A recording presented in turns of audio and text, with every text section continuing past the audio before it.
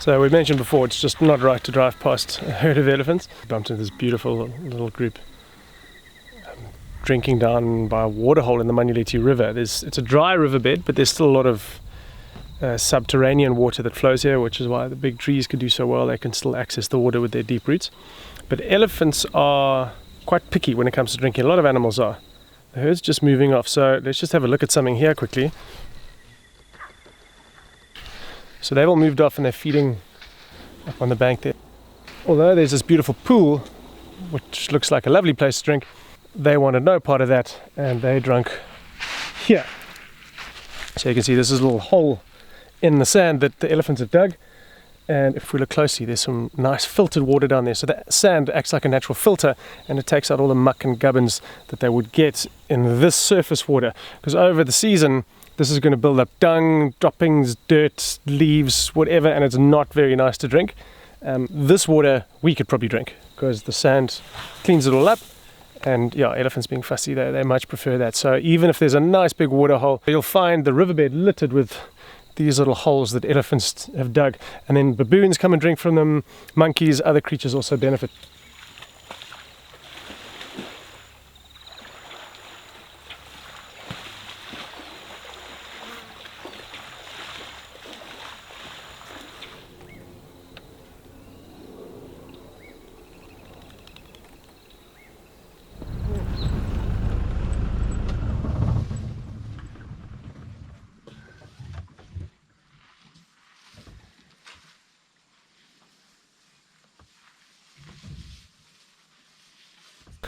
Okay, there are literally elephants all around. Tiny calves over there, these two young bulls fighting.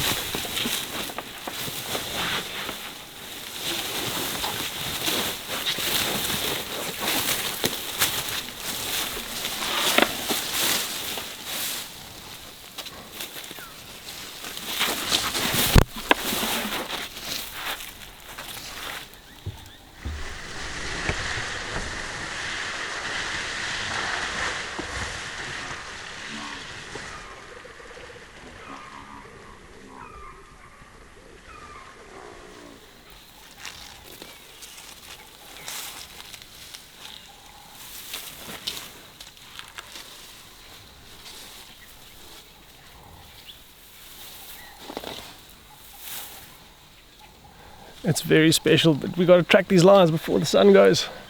It's pretty much sunset in 10 minutes, so this is always the dilemma of the bush. Which way do you go?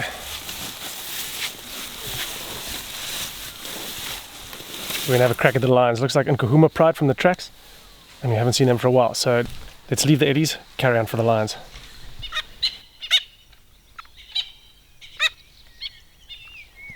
So I think unfortunately we're out of time this evening. Unless we bump into them near the road, we're not going to find them. You get a bit of a lifeline at this time of day because this is when they start getting active. They might be moving and you might hear some alarm calls. You might even hear them calling to each other. But we've been sitting quietly just enjoying the rest of the bush sounds and haven't heard a lion. So I think we're going to have to pack it in. Try in the morning.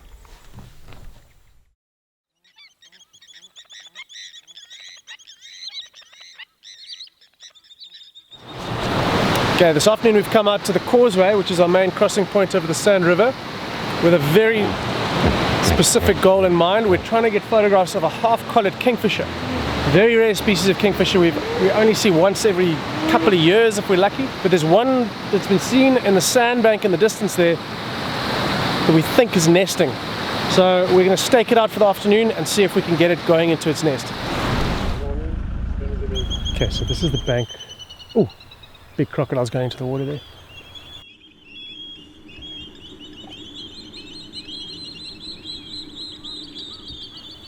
This is the bank where the kingfisher's been nesting. So no sign of it at the moment. But what we want to do is just check along the bank for a place we can set up the camera and shoot along, and maybe if we're lucky capture it going back into its nest, which is at the far side there.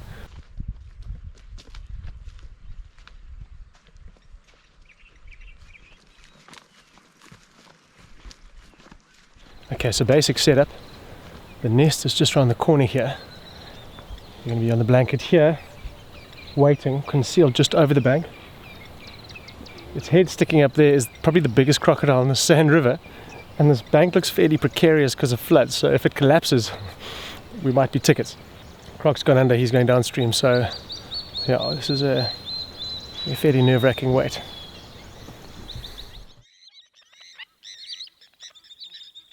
Okay, we're in position now. Croc's watching us with his beady eyes, and now we wait.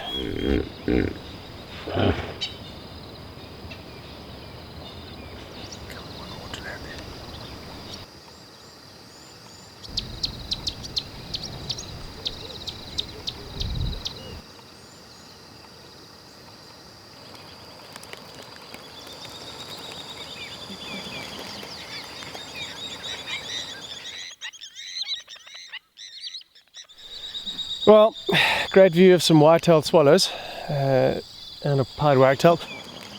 Hippo is active, croc's around, no half-collared kingfisher. Brown-hooded gave us false hope for half a second. Maybe the concealment used this afternoon was incredibly poor, I suspect that's it. But we didn't scare the swallows, so let's just try again.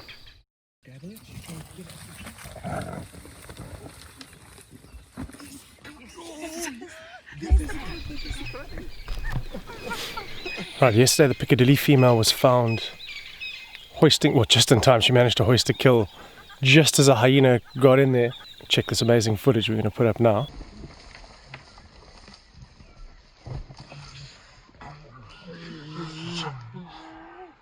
So we've come back, this is now 24 hours later. We're on the scene, there's a leopard up the tree feeding. Had a closer look and it's actually the flat rock male up the tree, and he has robbed the kill. So the Piccadilly female is still there. We saw her moving around the base of the tree, which almost certainly means the cub is still there. We're just keeping our distance for now because the cub's still nervous around vehicles. We haven't seen it much over the last few months, so we don't want to go in there and scare it. It might be nervous anyway because there's a big male around. With 3 leopards are here, you kind of get the feeling that something's going to develop through the morning. So we're on the banks of the Manuleti. It's a beautiful scene. We're just going to slowly make our way closer and then see how things develop.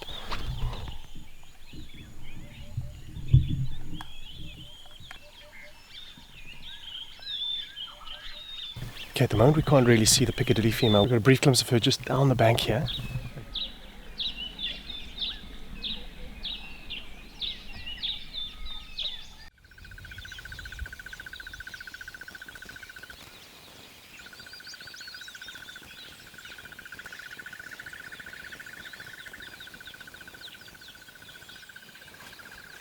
We've managed to get a view of the cub and it looks quite relaxed now. We're far enough away, we've got the cover of the bank, it knows it can just duck away or run across the riverbed if it gets scared. And we're pretty much on eye level with the flat rock male on the kill. So we've got 3 leopards within 30 meters of the vehicle. This is magic.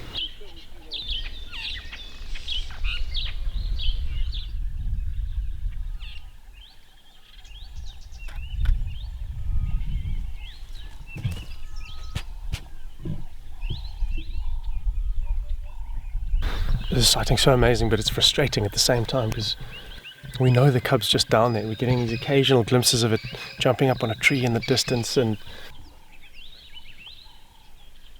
this is still part of the habituation process because we'll be here for an hour or two and slowly but surely it'll get used to us being here. So if we're lucky, we see it properly today, I'll go up to feed. If not, next time.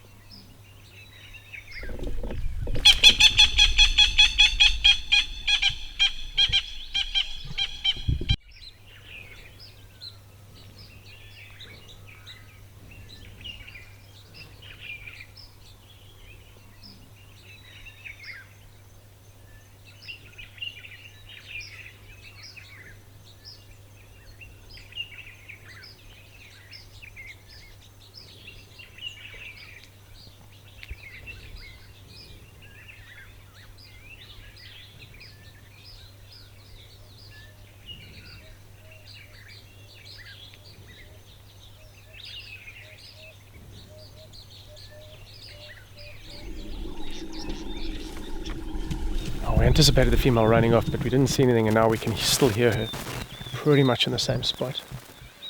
So I don't think, there's no real concern from her about elephants.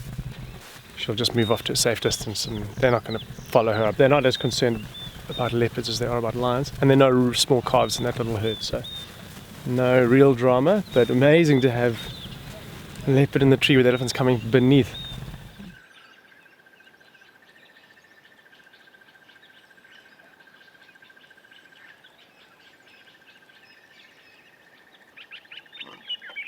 Just as we were about to leave, the female and cub started moving away, so we've just tailed them along the riverbed. Cub's still very shy, it's not used to the vehicle, plus being an open riverbed it's a little bit exposed, so we're just staying back. We don't want to scare the cub, it might come out on the road in front of us. Hang on, let me see if I can get this.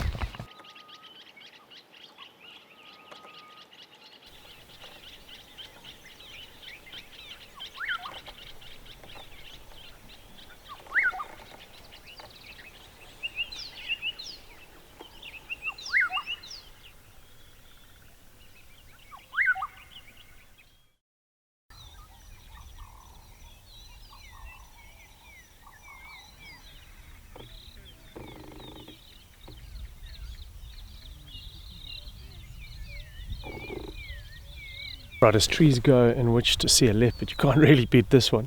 It's a fallen over marula, and the Shumungwe female's got a hoisted impala kill. There's a leopard with a dead impala, and just beyond her there's a herd of impala, probably the herd that she snatched that one out of, grazing peacefully. I'm sure they can see her from where they are, but she's far enough away, she's on a kill, she's kind of got the distance that they don't need to feel threatened.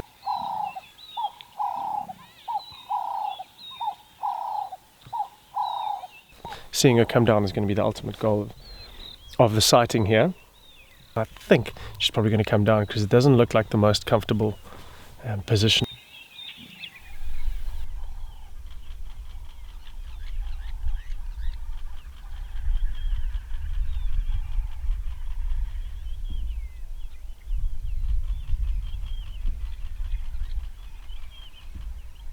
Okay, so she's come down and she's grooming herself in the thicket.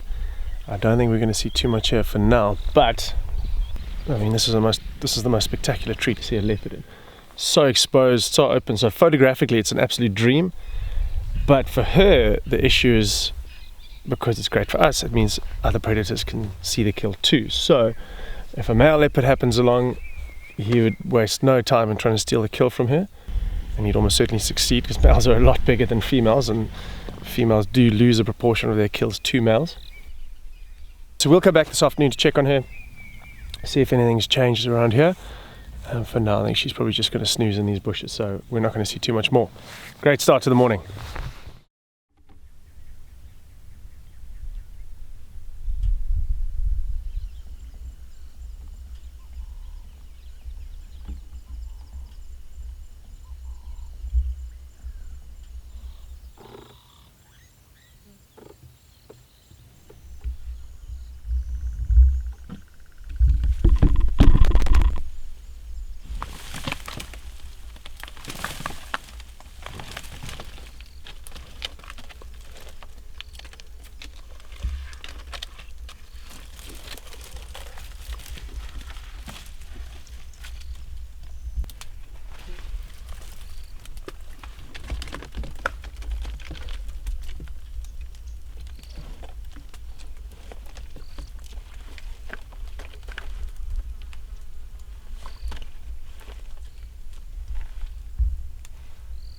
Okay, that was a pretty amazing hoist we just witnessed there.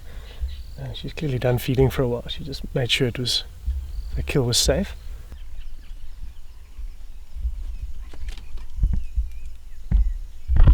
Now what she's doing, she's being fairly diligent. She's scraping over where the kill was on the ground. And she was doing this morning as well. And the theory is it covers the scent of any meat that might have been left over. Anything that has a scent that might bring in rival predators.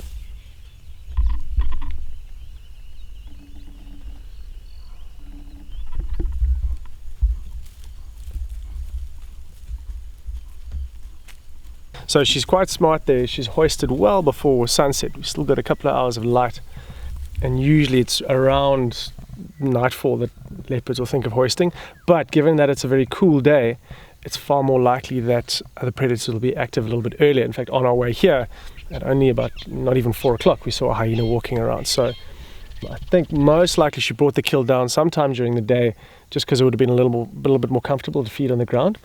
But now she's decided that it's safer to get it up there in plenty of time. So rehoisted exactly the same position. Still lots of meat left, and we're pretty sure she'll be here in the morning. And she won't be able to finish that tonight. She's now fast asleep, killed safely up the tree. We'll come back tomorrow and see if there are any new developments. And we are heading back at the risk of overkill to the sighting of the Shimungwe female with her hoisted impala in the fallen marula. Let's see if she's managed to hold on to the kill during the night.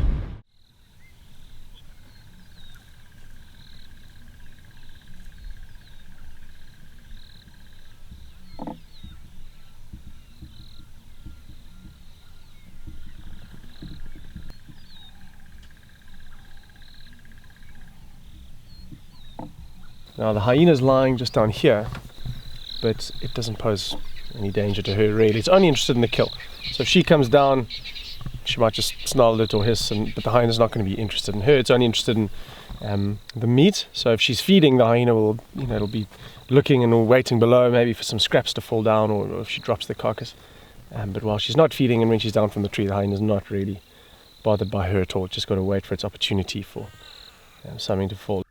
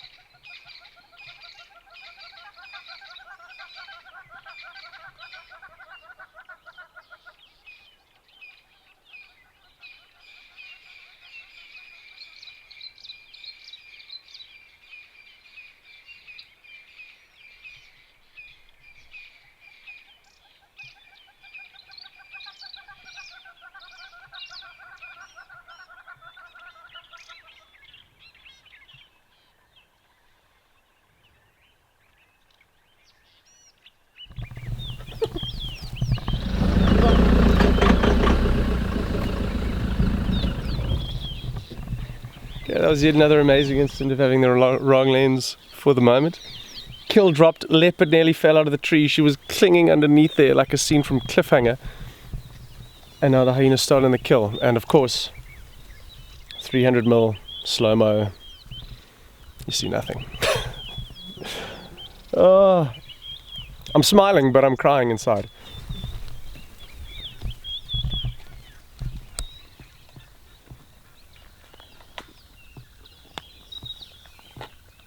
It's a very cool scene that's developed now with the hyena feeding on what's left of the impala, which isn't much. It wasn't much to begin with. Now that the hyena's chomping through it, there's even less. The Mashaba female managed to gather a couple of ribs, and she's snacking on that, what little she can. She dropped that again, and there was an amazing moment where the hyena was kind of considering, do I drop this and go for that? Because it's just instinct. As soon as something falls, that hyena wants to go in and grab it. But I think it made the wise choice to hang on to the bulk of the kill. I think this is probably the end result of this whole scene, and what a scene it was. Yeah, I missed the main shot. I've got that in my mind. Unfortunately, it's only me, so you guys don't get to see that. Sorry. Maybe next time. There won't be a next time. It's gone forever.